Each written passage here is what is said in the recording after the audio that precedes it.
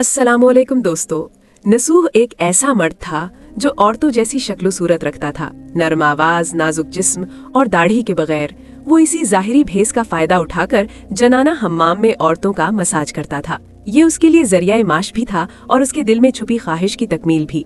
कई बार जमीर ने उसे मलामत की, मगर हर बार वो अपनी तौबा तोड़ देता था। एक दिन बादशाह की बेटी हम्माम में आई और मसाज के बाद उसका कीमती हीरा कहीं खो गया। शहजादी के हुक्म पर सबकी तलाशी ली जाने लगी। नसूह बदनामी और शर्मिंदगी के डर से एक कोने में छुप गया। जब उसने देखा कि कनीजें उसे ढूंढ रही हैं, तो उसने रोते हुए सच्चे दिल से खुदा से तौबा की और दुआ मांगी, ए अल्लाह, मैं वादा करता हूँ कि आज के बाद कभी ये गुनाह नहीं करूँगा, मेरी लाज रख ले। उसकी दुआ अभी खत्म भी नहीं हुई थी कि बाहर से आवाज आई, नसूह को छोड़ दो, हीरा मिल गया है। नसूह की आंखों में आंसू थे और दिल में इत्मीनान। उसने शहजादी से रुखसत ली और घर आ गया। नसूह जान गया था कि अब इस शहर में रहना मुमकिन नहीं, जहाँ की औरतें अब भी उसे चाहती थीं। उसने अपनी तमाम नाजायज कमाई गरीबों में बांट दी और शहर छोड़कर एक वीरान पहाड़ी पर चला गया।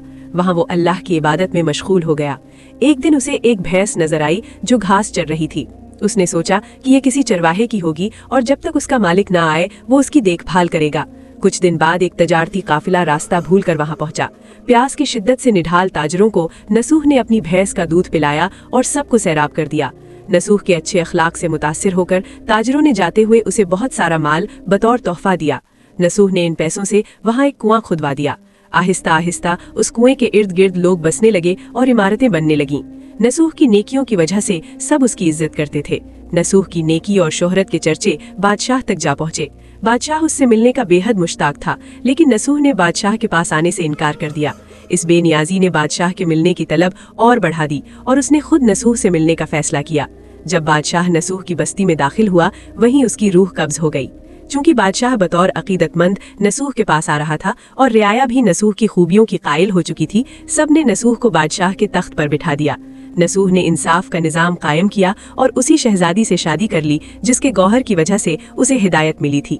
एक दिन एक शख्स दरबार में आया और अपनी गुमशुदा भैंस का जिक्र किया। नसूह ने मुस्कुराते हुए कहा, तुम्हारी भैंस मेरे पास है और आज जो कुछ मेरे पास है वो सब उसी की वजह से है। इस पर वो शख्स कहने लगा, ए नसूह, जान लो, ना मैं इंसान हूँ और ना ही वो जानवर भैंस है।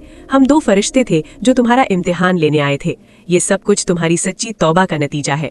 ये कहकर वो दोनों फरिश्ते नजरों से गायब हो गए। इसी वजह से सच्चे दिल से की गई तौबा को तौबा-ए नसूह कहते हैं। दोस्तों, इस वीडियो को लाइक करें।